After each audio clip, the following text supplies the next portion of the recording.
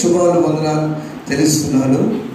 ఒక క్రైస్తవునిగా ఈ ఉదయకాలంలో మీ ముందుకు మాటలతో ఆశపడుతున్నాను. ఒక క్రైస్తవ బిడ్డగా యాజ్ క్రిస్టియన్ కీర్తన గ్రంథం ఈరోజు మేము 150 కీర్తనలు పూర్తి చేసుకున్నాం. ఈరోజుతో కనీసం 3 కీర్తనలు మనకు రావాలి. మొదటి కీర్తన బైబిల్లో మధ్యలో ఉన్న కీర్తన 133వ కీర్తన, చివరిగా పాట పాడుకున్న కీర్తన 150వ కీర్తన. ఈ 3 కీర్తనలు మనందరూ నిజంగా చర్చి మొత్తం రాద్దాం. ఆమె కనుక 150 కీర్తన దేవునికి చెప్పబడదాం. ఒకసారి 150 వారాలు దేవుడు మనం బ్రతికించి ఉన్నాడు కనుక ఆయన స్థుతిద్దాం. ఇల్లు ఊరికి బైబిల్స్ ఉన్నాయి కదా, తర్వాత స్థుతిద్దాం. Praise lord. This is our church. చావారి కాలం దేవుడు దీవించి 150 వారాలు బ్రతికించి ఆయన సన్నిధిలో నిలబెట్టిన ఉత్తర ప్రతికర చదువు మొదటి భాగం మొదటి 2 వచనాలు సహోదరి భావన, 3-4 వచనాలు సహోదరి మౌనిక, 5-6 వచనాలు సహోదరి అంతగా చదివిస్తాను.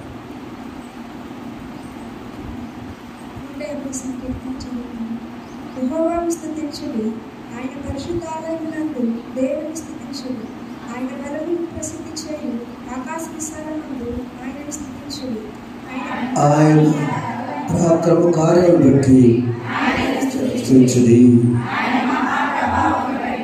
ఆయనను స్తుతించుడి. బూరధ్వనితో ఆయన స్తుతించుడి, సరిమండలముతో సితారాతోను ఆయన స్తుతించుడి, తంబురతోనూ నాట్యముతోనూ ఆయనను స్తుతించుడి, తంతి వాద్యంతోనూ పిల్లలతోనూ ఆయనను స్తుతించుడి. రోగు తాళములతో ఆయనను స్తుతించుడి, గంభీర ధ్వని గల తాళములతో ఆయనను స్తుతించుడి. చివరి వచ్చిన అందరూ పంచుతారు.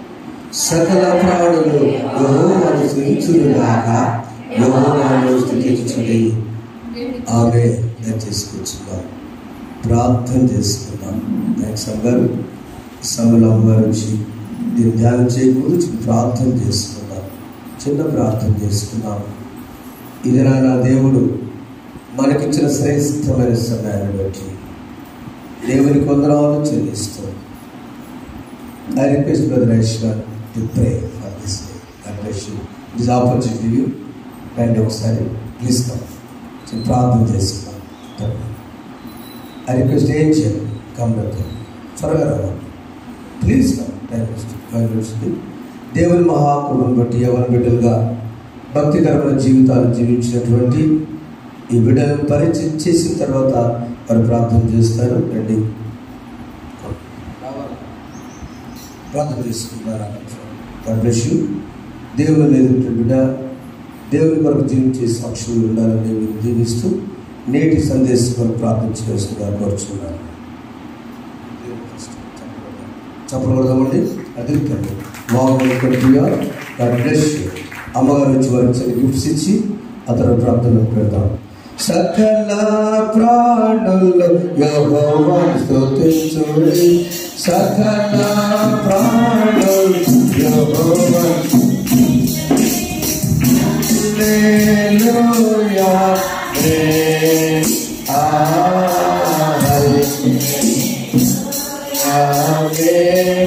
ఎల్లప్పుడు దేవుని స్తుతించుడి, స్తుతించుడి, ఎల్లప్పుడు దేవుని స్తుతించుడి. ఇవిడని తెలుసుకునే ఆశిస్తుంటే the cost is very very less cost, but the holiness is. దేవాలయంలో పరీక్షలు రాసిన పిల్లలని కనుక అనేక మంది మీరు రానున్న దినాల్లో దేవుని బిడ్డగా ఏంజల్ నుంచి వెళ్ళారు. అలా లూథరన్ చర్చ్ హైదరాబాద్ నుంచి వచ్చినారు.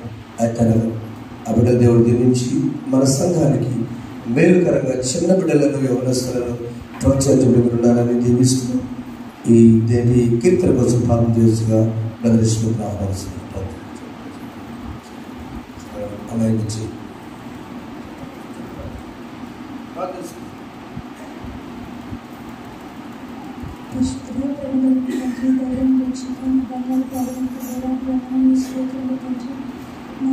అవకాశం ఇచ్చిన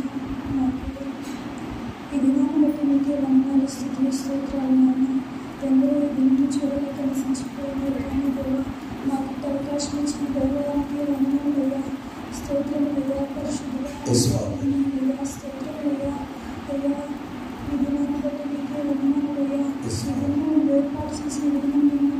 Thank you, Father. అందరూ ప్రార్థించుకుందాం. దేవుని దినాన్ని మనకి ఇచ్చారు. నూతన మాసం 150 వారాలు బతికించారు. దేవుని స్తుతించుకోండి.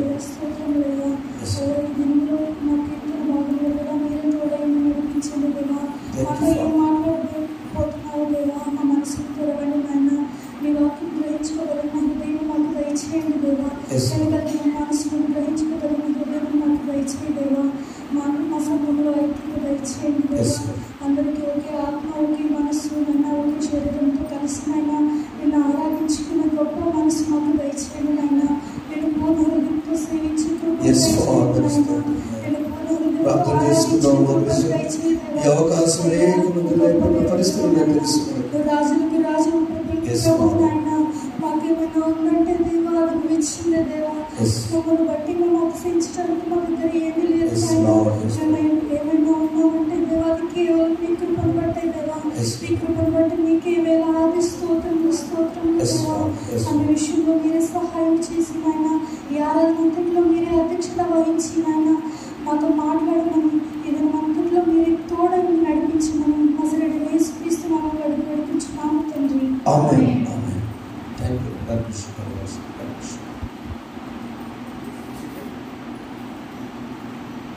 నూట 50 కీర్తన అమ్మగారు ధ్యానం చేస్తుగా ఆహ్వానిస్తున్నాం.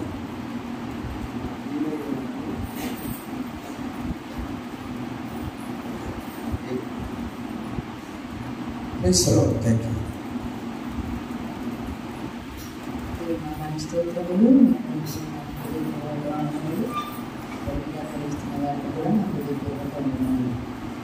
మరి మనం మొదటి కీర్తన నుంచి 150 కీర్తన వరకు వచ్చి ఉన్నాం.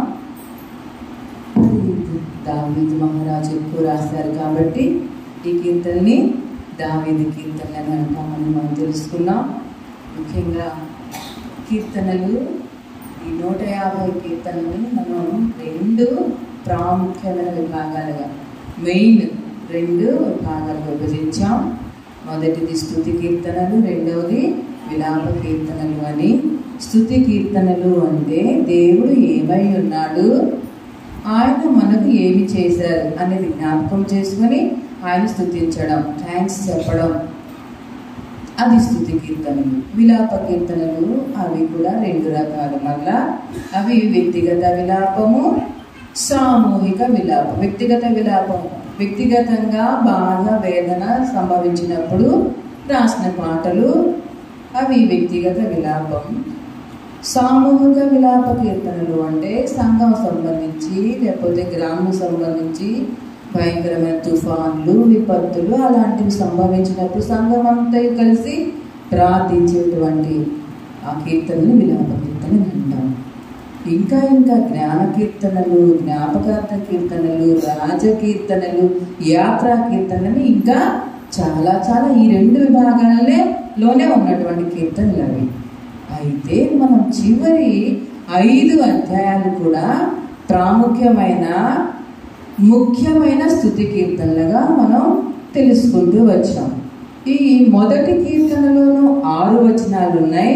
మొదటిలోనే చెప్పారు 2 మార్గాలు ఉంటాయి.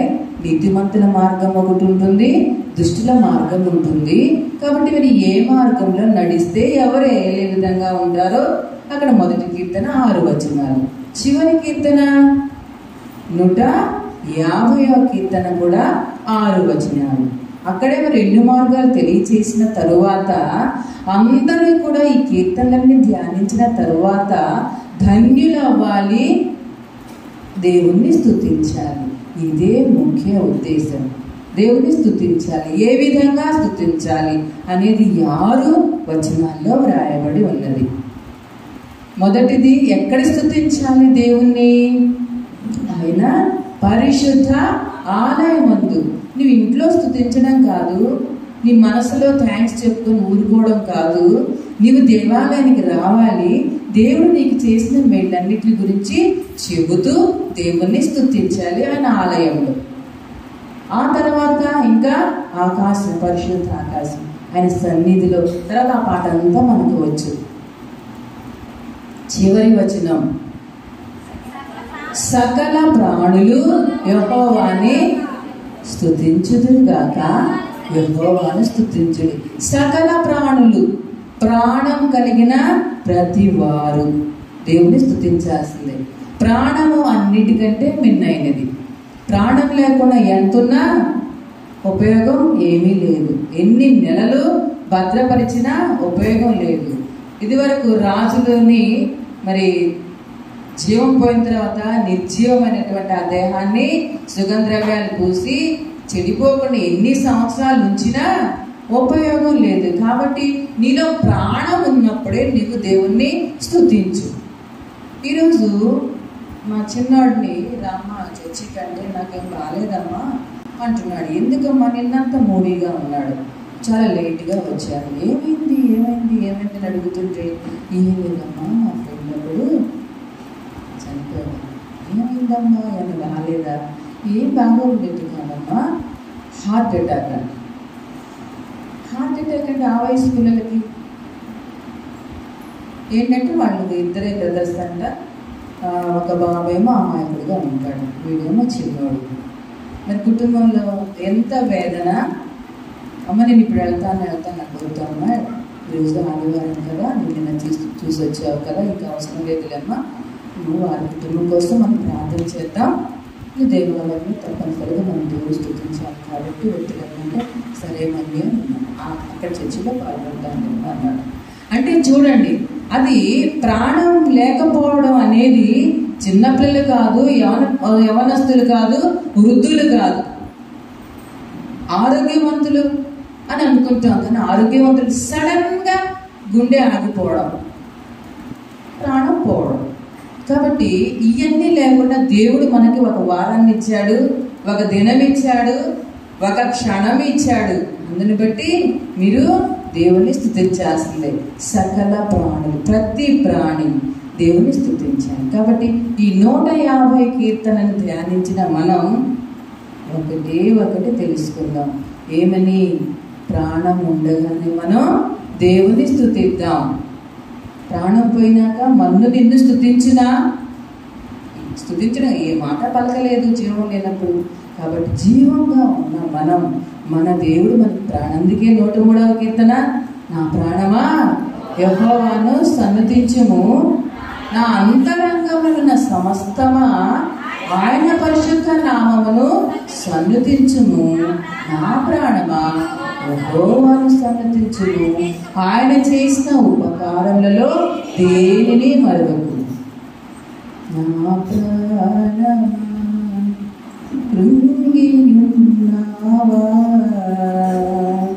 దేవుని మరచియుంటివా.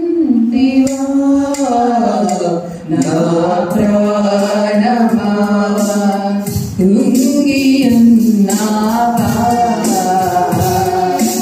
దేవుని మరచియుంటివా. నా ప్రాణమా నీకోసమే కలువరిలో బలియాయనుగా ఆగము. నీకోసమే కలువరిలో బలియాయనుగా ఆగము. నీ మోచెను తీర్చును, భయమేల నా ప్రాణమా, బలవాంఛను తీర్చును, భయమేల నా ప్రాణమా. నా ప్రాణమా కృంగియున్నావా, దేవుని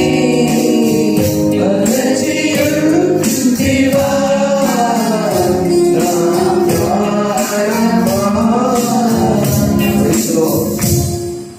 చివరి కీర్తన ఎంత గ్రాండ్ గా, ఎంతో బాగా జరుపుకోవాలని మనసులో నేను తప్పిస్తూ ఉన్నా. కానీ అన్ని ఏంటో కొంచెం బాధాకరమైన సంఘటనలు వినబడుతూ ఉన్నాయి. ఏంటి ప్రభువా ఇలాగ అనిపించింది? ఏమీ లేదమ్మా, నువ్వు ఏ స్థితిలో ఉన్నా నువ్వు దేవుని స్తుతిస్తావని నేర్పించావు కదా. ఈ 150 కీర్తన చదువుకున్నా మనం ఎలాంటి పరిస్థితుల్లోనైనా దేవుని స్తుతించాలని నేర్చుకున్నాం. కాబట్టి నువ్వు అనుభవించావు కష్టాలు, నీ సంఘం అనుభవించింది, కానీ నువ్వు అందరూ కలిసి దేవుణ్ణి స్తుతించాలి. కాబట్టి 150 కీర్తన ధ్యానించిన మనం ఏ పరిస్థితుల్లోనైనా మనం దేవుని స్తుతిద్దాం. ఎందుకంటే ప్రాణాన్ని ఇచ్చే దేవుడు మన దేవుడు, మన ప్రాణాలతో బ్రతికించి ఉన్నాడు. అందరిని బట్టి దేవునికి స్తుతిద్దాం. కాబట్టి ఎలాంటి పరిస్థితులు వచ్చినా, ఎలాంటి ఇబ్బందులు వచ్చినా, ఎన్ని అవాంతరాలు వచ్చినా నీ దేవుని సన్నిధికి రా, నీవు దేవుని స్తుతించు. యెహోవా ఉత్తమమైన దానిని అనుగ్రహించు. ఏ పరిస్థితి వచ్చినది ది బెస్టే. నీకు ఏ పరిస్థితిలో నేను దేవుడు తీసుకొచ్చినది ది బెస్ట్. ఇంకంతకంటే ఏమి లేదు. Good, better, best. చివరి స్థాయి. బెస్ట్ అనేది చివరి స్థాయిగా. మనం చాలా హై స్థాయికి వచ్చినట్టు. కాబట్టి మనం ప్రాణం ఉన్నప్పుడు మన దేవుని స్తుతిద్దాం. అలాంటి అనుభవంలోనికి మన బిడ్డలందరూ, ప్రాణంతో ఉన్న బిడ్డలందరూ కూడా దేవుని స్తుతించాలని కోరుకుంటూ, మరి ముఖ్యంగా ఈ యొక్క సంఘం టైం అంటే 6 అంటే 6, 8 అంటే 8 కల్లా ముగించుకునేటువంటి ఈ సంఘం ఈ కీర్తన స్టార్ట్ చేసి పైగానే టెన్షన్ పెడుతూ, మనం టెన్షన్ పడుతూ, కొంచెం లేట్ అవుతూ ఈ యొక్క ఆరాధనలు ఈ 3 సంవత్సరాలు లేట్ అయినాయి. అయినప్పటికీ మీరందరూ కూడా చక్కగా విని మమ్మల్ని ఆదరించినందుకు మీ అందరికీ నా హృదయపూర్వక వందనాలు తెలియజేస్తూ, ఎలాంటి పరిస్థితుల్లోనైనా దేవుని స్తుతిస్తూ దేవునికి సాక్షులుగా ఉండాలని కోరుకుంటూ ఈ 150వ కీర్తన ధ్యానం ముగిస్తున్నాను. దేవుడు మనల్ని దీవించును గాక. ఎలాంటి పరిస్థితులైనా దేవుడు మనల్ని కీర్తనలతో ఆదరించును గాక. ఆమేన్. ఆకాశం యాజకుల వారికి, సంఘానికి, మీడియా ఇస్తున్న వారికి మరొకసారి నా ధన్యవాదాలు. దేవుని స్తోత్రం. ఈరోజు వాక్యం చేయడం స్కార్ పొందనాలండి. అందులో God bless you. కీర్తన సువార్త పక్షులను పాటలు పడి మాట్లాడకూడదు. నేను నిన్న పాటలు రైట్ ప్రైస్లో దేవా థ్యాంక్ యూ సార్. ఇది ఒక పండుగ రోజు అండి. ఈ పండుగ 150 కీర్తనలు మీ సంఘాల్లో, మీ కుటుంబాల్లో ప్రత్యేక వ్యక్తిగతంగా మీరు చేయండి, ఆశీర్వదించి ప్రార్థన చేద్దామా? పరిశుద్ధానికి స్తోత్రాలు. అయినా 150 కీర్తనలు ధ్యానం చేయడానికి మా జీవితాల్లో ఆలోచన ఇచ్చి, సమయమైన కష్టమైన బాధ అయినా స్తుతించాలని ఆలోచన చేసినప్పుడు నా బిడ్డలందరూ ఆనందించాలని నేను నమ్మొచ్చున్నాను. యేసు నామములో ప్రతి కుటుంబంలో సమాధానము, ఆనందము కలుగునుగాక. ఈ సమాధానం వెనుక దయచేయండి. యేసు నామములోకి వచ్చినాం తండ్రి. ఆమేన్. ఒక సాక్ష్యం చెప్తానండి. కీర్తన ముగించేస్తున్నాం. దేవుడి దగ్గరికి వచ్చేవారి నుంచి మీ దిగులు లేదుగా ఒక్క సాక్ష్యం చెప్తా. కీర్తన నుంచి లైవ్లో క్లోజ్ అవుతుంది కాబట్టి, బెంగళూరులో బైబిల్ క్లాసులో చదువుతున్నప్పుడు 1995 సంవత్సరం జోనాథన్ గారని, తండ్రి లేడు తల్లి లేదు, ఆయన తమిళనాడు నుంచి వచ్చారు. కేరళలో ఆమె వివాహం చేసుకున్నారు. ఆయన తమిళన్, కేరళ వివాహం చేసుకున్నారు. ఇద్దరు కలిసి బెంగళూరులో సెటిల్ అయ్యారు. ఆయన బైబిల్ కళాశాల ప్రొఫెసర్ గారు. ఆయన మాకు కీర్తన బోధించడానికి వచ్చారు. చాలా లావు, చాలా ఎత్తు. అంటే ఇక్కడ అంతలా అంతే ఎవరు లేరు. చాలా కంటే ఇంకెత్తుంటారు, ఇంకా లావు ఉంటారు. ఒక్క మాట చెప్పినప్పుడు మేము విద్యార్థులం, మేము తెనాలి వాళ్ళు ఉన్నారు, మేమున్నాం. నేను నష్టపోయి వెళ్ళాను. తెనాలి వాళ్ళు జైల్లో ఉండి వచ్చారు. కొంతమంది కొత్తగా ప్రేమ వివాహం చేసుకొని తల్లి తండ్రి నెట్టివేస్తే వచ్చిన వాళ్ళు ఉన్నారు. మీ పేర్లు బయట చెప్పకూడదు. అన్ని రాష్ట్రాల నుంచి వచ్చిన మిజోరాం అంటే వచ్చినంటే అన్ని మిళితమైనటువంటి ఆ ఇంగ్లీష్ బైబిల్ కళాశాలని ఒక్క మాట చెప్పాడు. కీర్తన గురించి చెప్తూ దుఃఖపడుతూ ముందు సంతోషపడి, బ్రదర్స్ రానున్న దినాల్లో బైబిల్ కనుక మీ కరువైపోతే, బైబిల్ మీ చేతిలో ఉండకపోతే మీరేం చేస్తారని నాకు మనసుకు వచ్చింది. I'm not asking you all అన్నాడు. నాకు వచ్చి నాకు తల్లి లేకపోయినా తండ్రి లేకపోయినా నా దేవుడు ఉండాలి. మరి దేవుడు ఎలా ఉండాలి? వాక్యం ద్వారా ఉండాలి అని చెప్పి ఆయన చదువు తక్కువే, ఆ చదువుకి ప్రెస్లో పనిచేసేవాడు ఆయన. ఆ ప్రెస్లో పనిచేస్తూ ఆయన ఏం చేశాడంటే బట్టి పట్టు మాకు పెట్టాడంట మొదటి కీర్తన. తర్వాత నిజంగా ఏం చదువుకుంటాం? 23వ కీర్తన. ఆ తర్వాత ఏం చదువుతాం కదా? 121వ కీర్తన. ఇలా బట్టి పెట్టిన తర్వాత ఆయనకి 2-3 years పట్టింది. ఒకరోజు వచ్చింది కాదు. చివరికి ఏ స్థాయికి వచ్చాయంటే 119వ కీర్తన గురించి ప్రార్థన చేశాడంట. 119వ కీర్తన ఏం చేశాడు తెలుసా? 5 భాగాలు విభజించుకున్నాడు. 5 భాగాలు, 119A 119B అంటే గుర్తురాదు కదా. అలా 175 వచ్చి 119వ కీర్తన ఎన్ని వచనాలు ఉన్నాయి? ఎవరు తెలుసు? ఎన్నోడేమో అది కూడా 175 వచనాలు ఉన్నాయి. 5 వచనాలు ఆయన భాగాలుగా చేసుకుని చదివి తన పిల్లలకి చెప్పడానికి ముందు, నాన్న నేనే కోరను మిమ్మల్ని, బైబిల్లో 150 కీర్తనలు బట్టి పట్టండి. White hats. మీరు ఎల్కేజీ నుంచి ఎన్ని పాఠాలు చదివి ఉంటారు, ఎన్ని పరీక్షలు చదివి ఉంటారు, ఎంత మీకు మైండ్లో పెట్టుకుని ఉంటారు. అన్ని పెట్టుకున్నప్పుడు కీర్తన పెట్టుకోలేరా? మరి ఎలా డాడీ? నువ్వు ఎప్పుడైతే నువ్వు ఎగ్జామ్కి వెళ్తున్నావో, ఈ సబ్జెక్ట్ ఉందో, అప్పుడు ఎల్కేజీ నుంచి లేదా 5వ తరగతి నుంచి ఒకటి పెద్ద అయిన వాళ్ళు కొద్దిగా ఆ 5th క్లాస్ నుంచి ఒక కీర్తన చదువుకో. ఎన్ని సబ్జెక్టులు? 5వ తరగతి వాళ్ళకి 5 సబ్జెక్టులు 6 ఉంటాయి. అంటే 6 కీర్తనలు వచ్చేటగా అప్పుడు 60 వస్తాయిగా 10వ తరగతి దాకా. డిగ్రీకి వస్తాయిగా. నువ్వు పెద్దవాడి వివాహాన్ని చదువుకోవచ్చు కదా. ఆయనకి ఇల్లు లేక బాధపడుతుంటే ఒక దినాలు బ్రదర్ వచ్చి మా కిరణ్ గారు అంటే వచ్చానంట. సార్ ఛాన్స్ వచ్చింది జోనాథన్ బ్రదర్. ఏంటి బ్రదర్ అంటే ఒక ఇల్లు ఉంది కొంటావా అన్నట. డబ్బులు ఆడి బ్రదర్, నాకు డబ్బులు సంకల్పం కొంటావా, నీకు ఇల్లు కావాలన్నట్టు. Sorry, do you want house? Yes I want house. నాకు కావాలి. ఎంత ఇల్లు కావాలి? నా ఇంటికి ఎంతమంది వచ్చినా ఉండే ఇల్లు కావాలి. 2వ పాయింట్. 3వది మరి నేను మీకు ఇప్పిస్తాను అన్నట్టు. ఓకే, ఏంటో తెలుసా, ఈ బెంగళూరులో ఎవరు కొట్టలేదు ఆ ఇల్లు. ఎందుకు తెలుసా? ఆ ఇంట్లో 2 చనిపోయారు, హత్య చేయబడ్డారు, పాడుపడిపోయింది అన్నట్ట. ఓ ఏం హౌస్ చెప్పే బ్రదర్ అని ఇకేం చెప్తాను. భార్య చెప్పాడు, ఏమండి మరి ఇల్లు కొందామా, నీకు దొరక అదే ఇల్లు దొరికిందా అని అన్నదామా? అల్లా నువ్వు కొనొద్దు, నువ్వు ప్రభునాడు, మనం ప్రభునాడు అని ప్రభుని అడిగారు. నేను లైవ్ సాక్ష్యం చెప్తున్నాను. I'm telling you in the presence of the lord.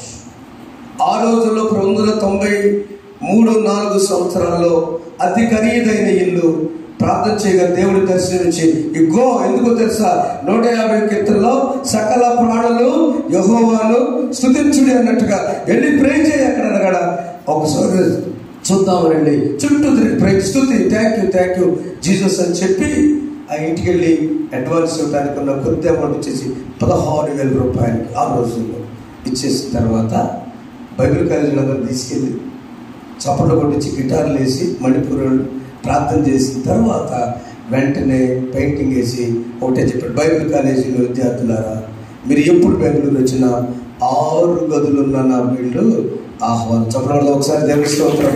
కీర్తన ధ్యానం చేయటం ద్వారా కీర్తన ధైర్యం తీసుకొచ్చింది. ఆ ధైర్యం ఏం చేసింది?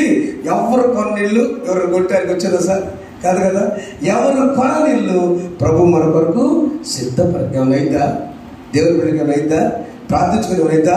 నా ప్రియమైన దేవుని బిడ్డలారా, 150 కీర్తనలు పూర్తయిన బిడ్డలారా, ప్రభువుని అడగండి. ఈరోజు అంశం అదే. ఆస్తుల్లో ప్రభువుని అడుగుదాం, ప్రభువు మనకి ఇచ్చునుగాక. ఆమేన్. నమ్మితే చిన్న ప్రార్థన చేద్దాం. తల వంచండి. సకల ప్రాణులు యెహోవాను స్తుతించుడి, సకల ప్రాణులు యెహోవాను స్తుతించుడి. హల్లెలూయా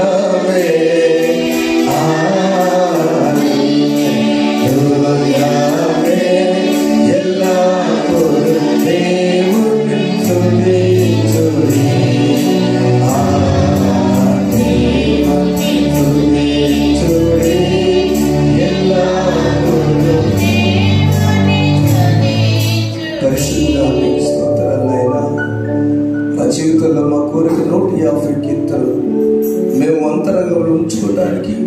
ఒకవేళ జీవగ్రంథము కరువైన మా హృదయం నుంచి తీయలేరు కదా ప్రభా. బిడ్డలు 15 కీర్తనలు చదివి ఉన్నారు, 17 కూడా చదివి ఉన్నారు, ఇంకా చదవబోతున్నారు, రాయబోతున్నారు. ఆశీర్వదించండి. మా సంఘమే కాదు, మీడియా ద్వారా చూస్తున్న ప్రతి కుటుంబం దీవెనకరమవుటకు ఈ కీర్తన ద్వారా మీరు బయలుపరచండి. దాన్ని నడిపించిన అమ్మగారికి మంచి ఆరోగ్యం దయచేయండి. దాని వల్ల మా సంఘ బిడ్డలను ఆశీర్వదించండి. అనేక మంది మీడియాలో చూస్తున్న వారి కుటుంబాలను దీవించండి. వింటున్న వారిని బట్టి స్తుతిస్తున్నాం. యేసు నామములో కూర్చున్నాం తండ్రి, ఆమేన్. తండ్రి కుమార పరిశుద్ధాత్మ త్రియేక దేవుడు 150 కీర్తనలు ధ్యానించిన ప్రతి బిడ్డకు, తిరిగి వారి గృహాల్లో పునఃప్రారంభం చేస్తున్న బిడ్డలకు తోడేయుడును గాక. ఆమేన్. మీ ఇంట్లో స్టార్ట్ చేయండి. 1వ కీర్తన నుంచి దేవుని ఆశీర్వాదంతో ప్రేస్తున్నాను. వందనాలు. అలా మీరు కూడా 1వ కీర్తన ఇంట్లో చదువుతూ స్టార్ట్ చేయండి. ఎన్ని రోజులు పడుతుంది? ఎలా చదివితే 150